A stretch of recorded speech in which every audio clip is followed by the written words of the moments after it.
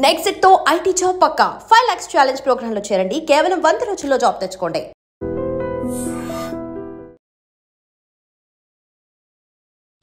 Chicken కూర కావాలని మారం చేసిన ఇద్దరు పిల్లల్ని అతి దారుణంగా కొట్టింది ఓ తల్లి. అయితే ఎలా కొట్టిందంటే చపాతీ రోలర్ తీసుకొని ఆ పిల్లాడి తలపై గట్టిగా కొట్టడంతో ఆ పిల్లాడు 7 ఏళ్ల కొడుకు అక్కడికక్కడే చనిపోగా 10 ఏళ్ల పాప కూడా తీవ్రంగా గాయపడింది. ఈ దారుణ ఘటన మహారాష్ట్రలోని పాల్ఘర్లో జరిగింది. పాల్ఘర్లో ఉన్నటువంటి కాశీపాద ప్రాంతంలో పల్లవి 40 years ఆమె కుటుంబం నివసిస్తోంది.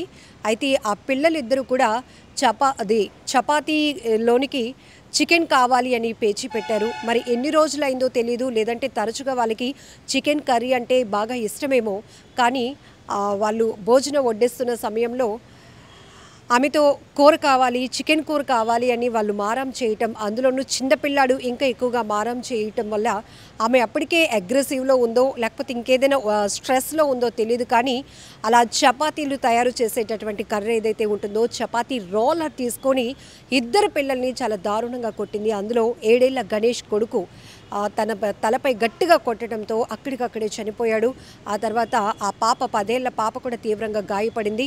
ఈ కొడుతున్న క్రమంలో పిల్లల పెద్ద పెద్ద అరుపులు విన్నటువంటి స్థానికులు పరుగున ఏం జరిగిందో ఏంటో అంటూ వచ్చి చూసేటప్పటికే తల్లి చేతిలోనే కొడుకు మృతి చెందాడు. తల్లి చేతిలోనే మరో పాప తీవ్రంగా గాయపడినటువంటి ఈ దారుణమైన ఘటన వెలుగు చూసింది. చాలా అతి దారుణం.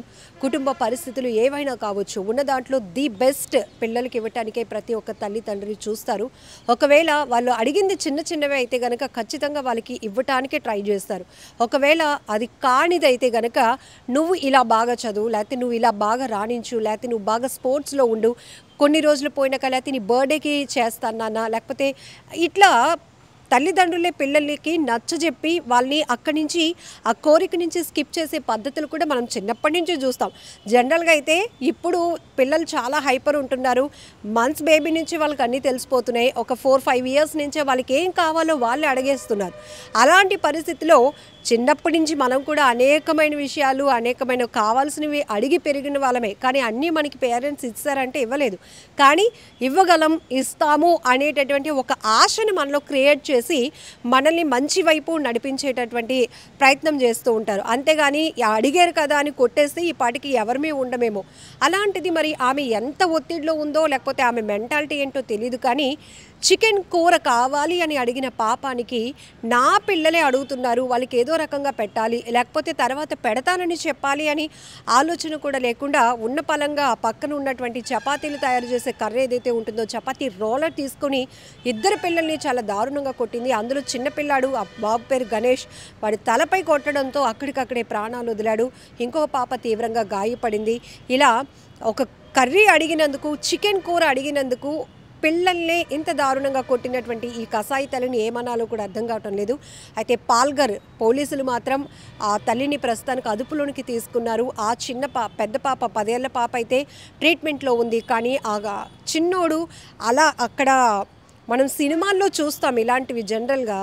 అంటే కుటుంబ ఆర్థిక పరిస్థితులు ఎంత వెనకబడి ఉంటే, దారుణంగా ఉంటే అక్కడ ఉన్న సీన్ క్రియేషన్ అనేది ప్రతి ఒక్కరి కంట కన్నీరు పెట్టిస్తుంది.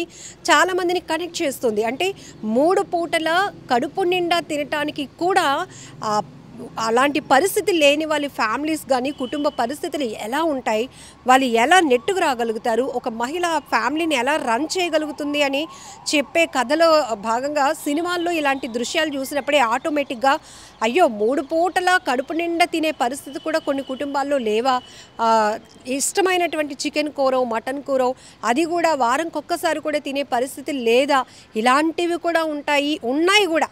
కానీ ఎక్కడ బయటపడవు. ఉన్నంతలో చక్కగా కుటుంబాలను రన్ చేసుకునే పరిస్థితులే కనపడతాయి.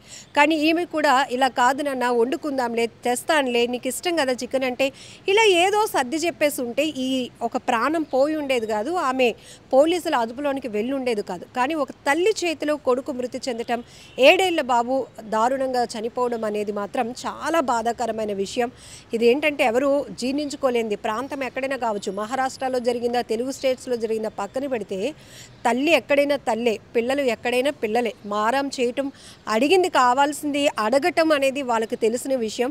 వాళ్ళు ఏదైతే అడుగుతారో అది కొని ఇవ్వలేకపోతే ఇవ్వటానికి ట్రై చేయటం, లేకపోతే సర్ది చెప్పి వాళ్ళని నచ్చ చెప్పడం అనేది పేరెంట్స్ వాళ్ళ బాధ్యత.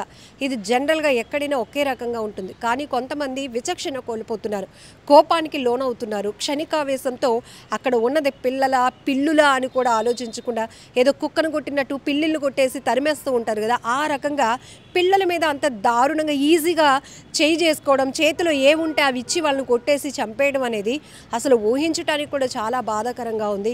బట్ ఈ దారుణమైన ఘటన మాత్రం ప్రతి ఒక్కరిని చలింపజేస్తుంది. ఎందుకంటే ఒక్క కూర అడిగినందుకే ఆ తల్లి అంత అగ్రెసివ్ అయిపోతే ఇక ఈ మధ్యకాలంలో అనేక సూసైడ్లు చూస్తున్నాం.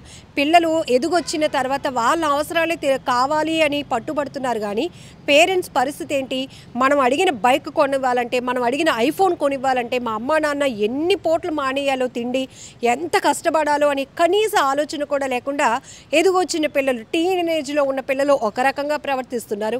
ఇక్కడ చిన్న పిల్లలే 10 ఏళ్ల పాప 7 ఏళ్ల బాబు అంటే వాళ్ళకి పాపం ఏమీ తెలియదు. వాళ్ళు అడిగింది కూడా జస్ట్ చికెన్ కూర తినాలని ఆశ పుట్టిందో, లేకపోతే చాలా రోజులు అయిందో, లేకపోతే రెగ్యులర్గా బాబుకి ఇష్టమో తెలియదు. కానీ అడిగాడు, అమ్మ చేతిలోనే ప్రాణాలు పోగొట్టుకున్నాడు. దారుణాతి దారుణమైన ఘటన. మీరేమంటారో కూడా కామెంట్ బాక్స్లో మెన్షన్ చేయండి. నిజంగా ప్రస్తుతం ఉన్నటువంటి సమాజం దేనికి ప్రయారిటీ ఇస్తుంది?